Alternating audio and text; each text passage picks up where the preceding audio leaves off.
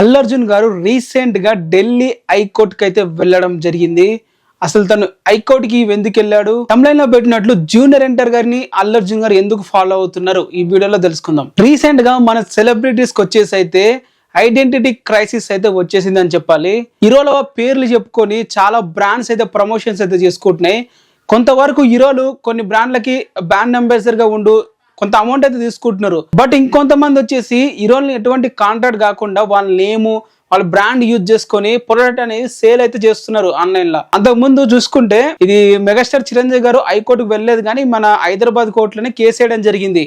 అన్నయ్య అనే పేరుతో రెస్టారెంట్ రన్ చేస్తున్నారు, మెగాస్టార్ అనే పేరుతో రెస్టారెంట్ రన్ చేస్తున్నారు, నన్ను రిఫరెన్స్ చేస్తున్నారు అని చెప్పి దాదాపు 40 ఆఫీస్ లో షాపుల మీద కేసు అయితే వేసాడు మన మెగాస్టార్ చిరంజీవి గారు.